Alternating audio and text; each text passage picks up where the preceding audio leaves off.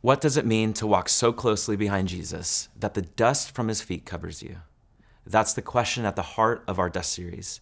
And as I reflect on my own life, growing up in private Christian schools and youth groups, I can attest to the fact that we can be surrounded by reminders of this call.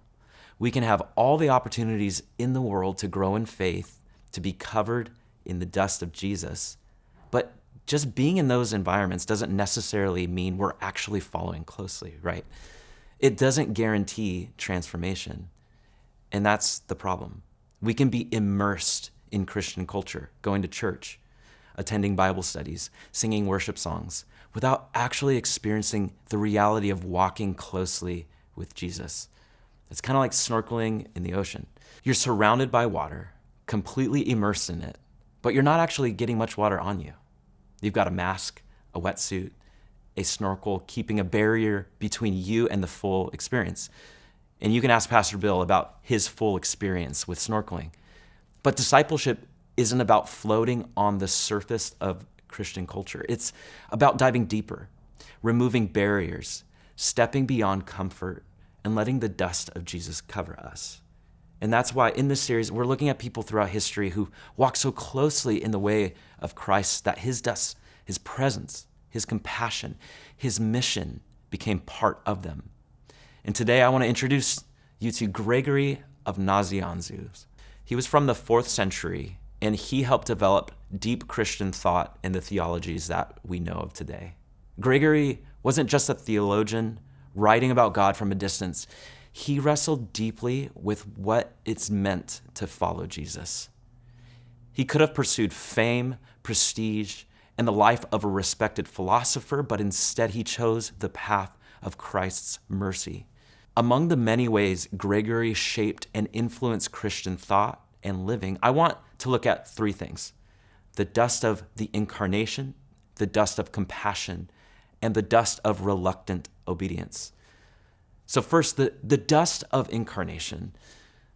For Gregory, following Jesus meant recognizing how near God has come to us. The incarnation, God becoming human, wasn't just theology. It was solidarity. God stepped into weakness, walked with the broken, and moved toward us. If that's true, then we must do the same, moving toward the weak, forgotten, and hurting, because that's where Christ is. For Gregory, serving the least of these, that's found in Matthew 25, wasn't just duty. It was walking where Jesus walked. And to love the poor was to love Christ. To care for the suffering was to stand in the dust of the incarnation, where God brings healing. And secondly, the dust of compassion. See, Gregory didn't just speak about faith, he lived it and really lived it. He challenged those who ignored the poor, insisting that neglecting the suffering was neglecting Christ himself. It wasn't a comfortable message then, and certainly we know that it is not a comfortable message today. But Gregory didn't soften that message. He believed faith had moved us into action. His life of service and advocacy echoed Jesus' words that whatever you did for the least of these, you did for me. He was covered in the dust of compassion. And lastly, I want to talk about the dust of reluctant obedience. And I love this about Gregory. See, he wasn't always eager for his calling.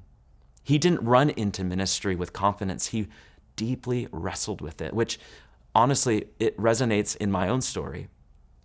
See, when his father ordained him as a priest without his consent, Gregory panicked. He literally ran away. He didn't feel ready. He didn't feel worthy. He didn't want the weight of leadership. And honestly, isn't that how many of us feel today? See, maybe you felt God nudging you towards serving, a difficult conversation, or deeper faith of some sorts. But your first instinct is to resist, fearing you won't get it right. See, Gregory, he felt the same thing. He didn't step forward because he was ready or had it all figured out, but because he realized discipleship isn't about perfection, it is about proximity. And walking in the dust of Jesus doesn't mean never stumbling. It means being so close enough to rise again in his presence. And so why does what Gregory and how he lived his life matter to us today? It's because his story reminds us that following Jesus isn't about distant admiration. It's about proximity, practice, and presence. It's about walking closely enough behind Christ that his dust covers us, not just in thought, but in the way we live. If Jesus' path is one of incarnation, compassion, and mercy, then Gregory shows us how to walk in it. So are we following closely enough? Are we stepping into the dust of incarnation, moving toward the broken, into the dust of compassion, choosing love in action and not just words, into the dust of obedience, trusting Jesus enough to take the next step, even when we don't feel ready? See, Gregory walked in the dust of Jesus, and now it's our turn to do the same.